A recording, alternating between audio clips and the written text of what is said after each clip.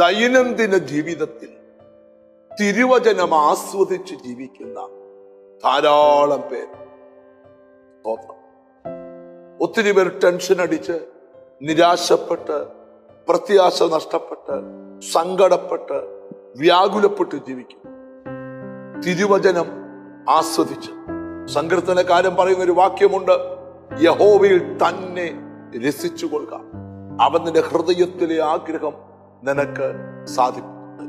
തിരുവചനത്തിൽ സന്തോഷിക്കുന്ന ധാരാളം പേരുണ്ട്. പൗലോസ്ലീഹ തെസ്സലോനിക്ക സഭയെ കുറിച്ച് എഴുതിയിരിക്കുക, ബഹു കഷ്ടം സഹിക്കേണ്ടി വന്നിട്ടും അവർ പരിശുദ്ധാത്മ സന്തോഷത്തോടെ വചനം കൈക്കൊണ്ടു. തിരുവചനം ആസ്വദിച്ച് ജീവിക്കുന്ന ധാരാളം പേരുണ്ട്. 119 സങ്കീർത്തനത്തിന്റെ 103 വാക്യം, തിരുവചനം എന്റെ അണ്ണാക്കിന് എത്ര മധുരം, അവ എന്റെ വായ്ക്ക് തേനിലും നല്ലത്. എല്ലാ മനുഷ്യനും മധുരം ഇഷ്ടമാണ്, ആർക്കും കയ്പ് ഇഷ്ടമല്ല.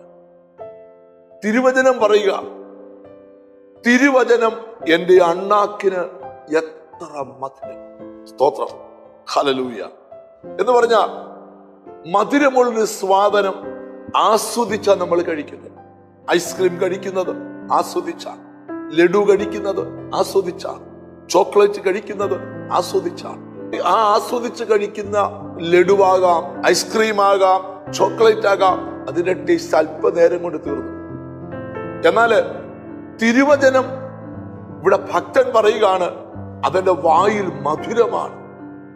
എങ്ങനെ മധുരമാ? തേനിനേക്കാൾ മധുരമാണ്. തിരുവചനം ആസ്വദിച്ച് ജീവിക്കുവാൻ നിങ്ങൾക്ക് കഴിയുന്നുണ്ടോ? തിരുവചനത്തിൽ യഹോവയിൽ രസിച്ച് ജീവിക്കുവാൻ നിങ്ങൾക്ക് കഴിയുന്നുണ്ടോ?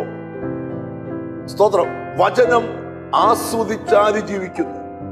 ഹല്ലേലൂയ. എന്ന് പറഞ്ഞാൽ വചനത്താൽ ഉണ്ടാകുന്ന സംതൃപ്തി, വചനത്താൽ ഉണ്ടാകുന്ന ധൈര്യം, വചനത്താൽ ഉണ്ടാകുന്ന ഉറപ്പ്. ചില കണ്ടിട്ടില്ലയോ, എത്ര വലിയ പ്രതിബന്ധം വന്നാലും അതിന്റെ നടുവിൽ യഹോവയെ രുചിച്ച് ജീവിക്കുക. യഹോവ നല്ലവനെന്ന് രുചിച്ചറിയുക, ദൈവത്തെ രുചിച്ച് ജീവിക്കുക, തിരുവചനം ആസ്വദിച്ച് ജീവിക്കുക, തിരുവചനത്തിൽ സന്തോഷിക്കുക. ഹല്ലേലൂയ. തിരുവചനം ധ്യാനിക്കുക. കണ്ണുകളെ അടച്ച് നമുക്ക് പ്രാർത്ഥിക്കാൻ കർത്താവിനോട്.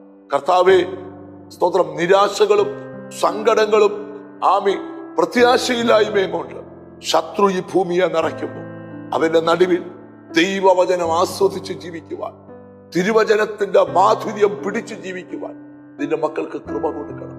എന്നോട് ചേർന്ന് പ്രാർത്ഥിക്കുന്ന മക്കളെ നിന്റെ നാമം ചൊല്ലി പിതാവിന്റെയും പുത്രന്റെയും പരിശുദ്ധാത്മാവിന്റെ നാമത്തിൽ അനുഗ്രഹിച്ച് പ്രാർത്ഥിക്കും.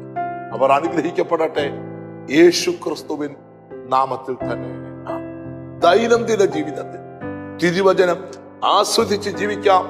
യഹോവയെ നല്ലവനെന്ന് രുചിച്ചറിയാം. God bless.